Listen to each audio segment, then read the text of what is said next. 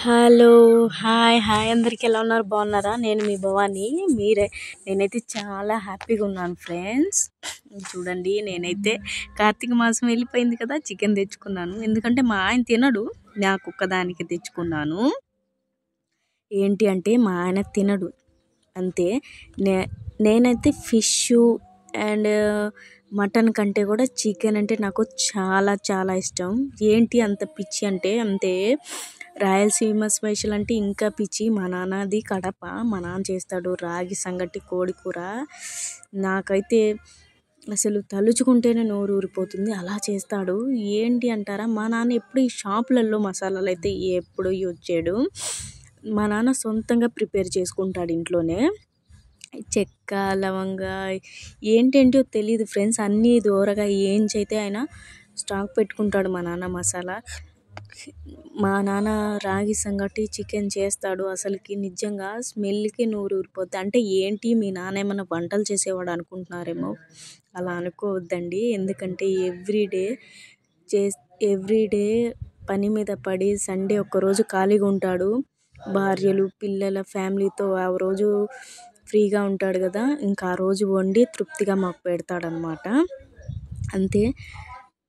అందుకని మా నాన్న చేసేవి అంటే నాకు చాలా ఇష్టం. నేను ఎవ్రీ సండే చేస్తాడు మా నాన్న, కానీ నేను అక్కడ ఉండి చూస్తాను. కానీ నేను ఎంత సీరియస్గా గమనించినా కూడా ఆ వంటలు అయితే నాకు రావు. ఏంటి అంటే ఎంతసేపు చూస్తాను, చివరికి తిన్న తర్వాత మర్చిపోతాను. మళ్ళీ లాస్ట్కి వస్తాను, ఏం చేసావు నాన్న అని. అలాగా. అందుకని నేను చేస్తే ఎప్పుడు నేను చికెన్ చేసినా కూడా ఉల్లిపాయలు వేగకపోవడం నాకు అంత రాదు. నాకు అంత నాన్నలాగా అలా గ్రేవీ జ్యూసీగా మంచిగా ఇలాగైతే నాకు రాదు. ఎప్పుడు ఏదో చేశానా ఆ పక్కన పెట్టాను, అది తింటాం లేదు అన్న లెక్కలో వచ్చింది ఎప్పుడు చేసినా కూడా. మా నాన్నగారు చేసేది ఫుడ్ నాకు చాలా ఇష్టం. అంటే తండ్రి ప్రేమ కూడా అందులో చేస్తాడేమో, అందుకే అంత టేస్ట్గా ఉంటుంది. మా అమ్మ, మా డాడీ అంటే నాకు చాలా ఇష్టం. మళ్ళీ నా పిల్లలు, నా భర్త. ఒక విషయం చెప్పాలంటే మా అమ్మ, మా నాన్న, మా అత్త, మా మామయ్య అందరూ బాగుండాలి. ఇవే నా ఫ్యామిలీ. ఇంతకంటే ఇంకేం లేదు నా జీవితానికి. ఏంటి ఇప్పుడు అంటారా, కార్తీక మాసం అయిపోయింది కదా, అందుకని చికెన్ గుర్తు చేస్తున్నాను అనమాట. అందరూ మీరు మీ పిల్లలతో హ్యాపీగా వండుకొని తినండి, హ్యాపీగా ఉండండి. ఎందుకంటే ప్రతి ఒక్క భర్త సంపాదన మీద బయటికి వెళ్తాడు, సంపాదించుకొస్తుంటాడు. మీ మీద ఆలోచన లేదనుకోకండి, ఉంటుంది.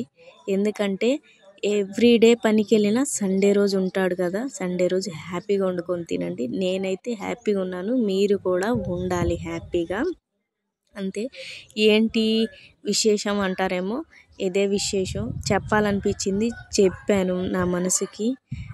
పెళ్ళయి అత్తగారింటికి వెళ్ళగానే తల్లిదండ్రులు మర్చిపోవాలని లేదండి. అత్తమామలే తల్లిదండ్రులు, అలాగే నా తల్లిదండ్రులు కూడా.